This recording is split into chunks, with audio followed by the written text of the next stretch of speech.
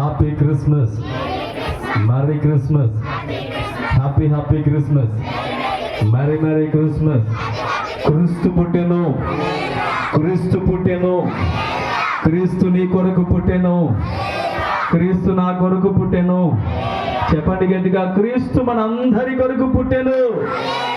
Happy Christmas, merry Christmas, happy happy Christmas, merry merry Christmas. మీ అందరికీ Christmas శుభాకాంక్షలు తెలియజేస్తున్నాను. అలాగే శిలోహు వందనాలు తెలియజేస్తున్నాను. పాస్టర్ గారికి, ఫ్యామిలీకి హృదయపూర్వక వందనాలు.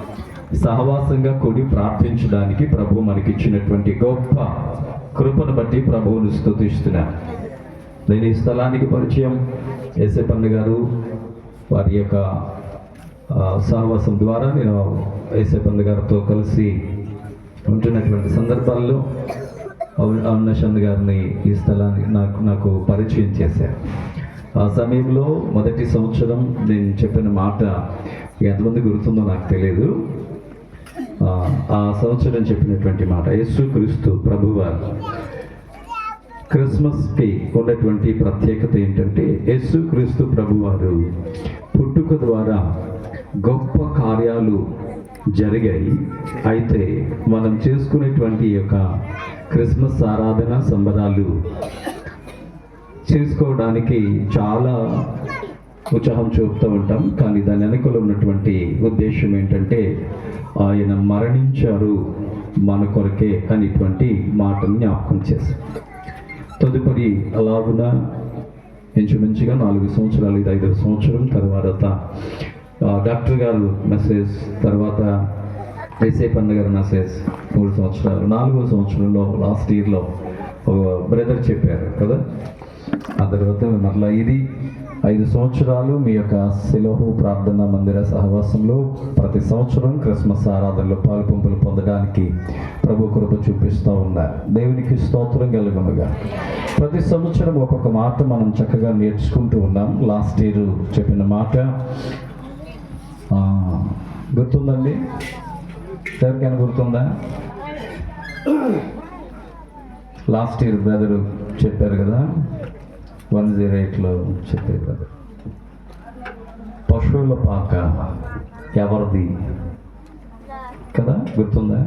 దేవునికి స్తోత్రం. మంచిది. అలాగున ఒక్కొక్క అంశాన్ని, ఒక్కొక్క విషయాన్ని మనం ప్రతి సంవత్సరం నేర్చుకోవడానికి చక్కని వేదికను ఈ రాత్రి నేను చెప్పే మాట ఏమంటే, సహవాసంగా మనమందరము కూడి ప్రభువుని ఆరాధించడానికి ఈ క్రిస్మస్ ఆరాధన ఒక ప్రత్యేకమైనదని ఈ సందర్భంగా గ్రామానికి, ఈ పుర ప్రజలకును, ఇంకా యేసయ్య నా జీవితంలోకి ఆహ్వానించలేదు అని అనుకున్న వారికి ప్రతి ఆదివారం ఆయా సందర్భాలలో సహవాసంగా కూడి ప్రార్థిస్తూ ఉన్నాం.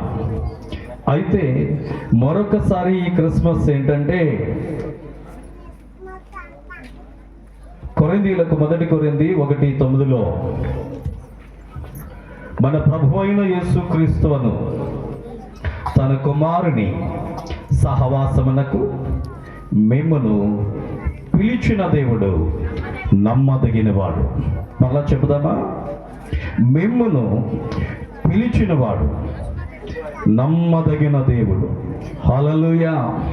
ఎవరైనా అంటే మన ప్రభు అయిన యేసుక్రీస్తు తన యొక్క సహవాసానికి, లేదా తనతో స్నేహం చేయడానికి, తనతో కలిసి జీవించడానికి, ఆయనతో కలిసి నడవడానికి, ఆయన సత్యమై ఉన్న దేవుడని, ఆయనే జీవమైన దేవుడని నమ్మి ఆయనతో సహవాసము చేసిన వారికి ఒక గొప్ప ఆశీర్వాదం ఉందని నమ్మి ఈ రాత్రి ఏదో క్రిస్మస్ అంటే ఆర్భాటంగానో సందడిగానో చక్కగా కొద్దిసేపు కాలక్షేపణ చేయడానికో కాదు, కానీ ఇదిగో ఈ 2025 సంవత్సరంలో మరొకసారి యేసయ్యతో సహవాసము చేసేటువంటి కృప, యేసయ్యతో కలిసి జీవించడానికి, ఆయన మార్గంలో నడవడానికి, ఆయనే సత్యమని, ఆయనే జీవమని మరొకసారి ప్రకటిస్తుంది శిలోహు పరిచర్య. పరిచర్య ద్వారా.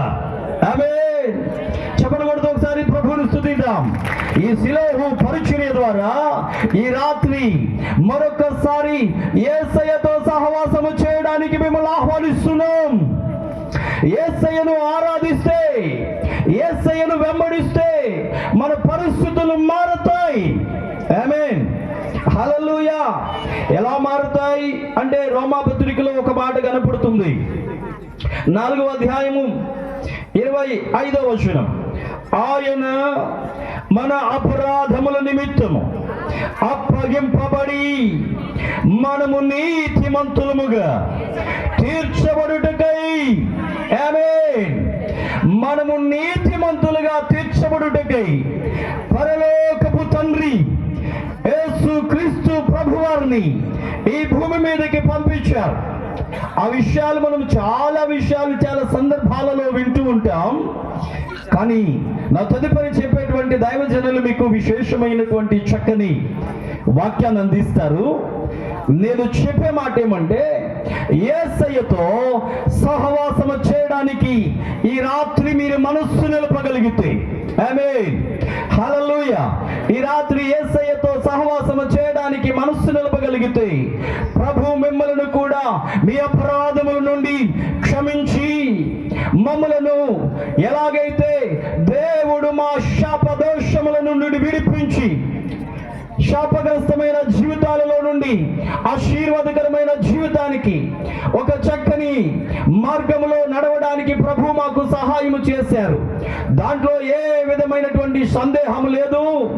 నేను చాలా భయంకరమైనటువంటి ఘోరాతి ఘోరమైన దుర్మార్గపు జీవితాన్ని జీవించినటువంటి అలాంటి పరిస్థితులలో ఒకనొక సమయాన్ని ఇంచుమించుగా 120 అంతస్తుల బిల్డింగ్ మీద నుంచి పడి చస్తే బాగుండు అనుకున్నటువంటి పరిస్థితులలో బ్యాంకాక్ దేశంలో ప్రభు నన్ను పట్టుకుని, ఇదిగో ఆయనతో సహవాసం చేస్తే ఈ జీవితం ఇంత సంతోషంగా ఉంటుందని నేను నా జీవితాన్ని బట్టి ప్రభు నాకు ఇచ్చినటువంటి ఆయనతో సంబంధం, ఆయనతో సహవాసం, ఆయనతో ఆనందం, ఆయనతో నడిస్తే ఇదిగో ఎల్లవేళలా సంతోషమే. ఆ మాటని నేను గ్రహించి ఆయనను వెంబడించడానికి తీర్మానము తీసుకున్నది మొదలుకొని ఇప్పటి వరకు ఆయన మార్గములో నడవడానికి నేను నిశ్చయించుకున్నాను. ఆ యొక్క తీర్మానాన్ని బట్టే ఈ రాత్రి మీతో చెబుతున్నాను. యేసు క్రీస్తు ప్రభువుని తండ్రి అయిన దేవుడు ఈ భూలోకానికి ఆయనతో సహవాసము చేయడానికి ఈ లోకానికి క్రీస్తును పంపించారు. వింటున్నా దైవజనాంగమా? ఈ యొక్క గ్రామ పుర ప్రజలారా, యేసయ్యతో సహవాసాలు చేయండి. మీ పరిస్థితులు మారుతాయి, మీ బ్రతుకులు మారుతాయి. ఇంకా నా బ్రతుకింతే, నా పరిస్థితి ఇంతే, నేను ఇంకింతేనా, నా జీవితం ఇంతేనా అన్న వారు ఎవరైనా ఈ రాత్రి ఉంటే ఈ మాట నీ కొరకే, ఈ క్రిస్మస్ మీ కొరకే. ఆయనతో సహవాసము చేయండి, ఆయనను వెంబడించండి. ఆయన మన బ్రతుకులను మార్చే దేవుడు, ఆయన మన జీవితాలలో సంతోషాన్ని ఇచ్చే దేవుడు. రోగగ్రస్తులుగా ఉన్నా, ఏ పరిస్థితుల్లో ఉన్నా, ఇబ్బందికరమైన పరిస్థితులున్నా, ఏదైనప్పటికీ ఆయన సహవాసమును కోరుకోగలిగితే క్రిస్మస్ నీకే. ఈ రాత్రి జరిగేటువంటి ఈ క్రిస్మస్ మనందరికీ ఆశీర్వాదకరముగా దేవుడు చేస్తున్నందుకే ప్రభువును స్తుతిస్తూ, అలాగే ఇంకా ఎందరైతే ఈ సంతోషాన్ని ఆనందించాలనుకుంటున్నారో వారందరికీ క్రిస్మస్ శుభాకాంక్షలు తెలియజేస్తూ ప్రేమతో శిలోహుకు ఆహ్వానిస్తూ ఉన్నాను. దేవుడి మాటలు దీవించునుగాక.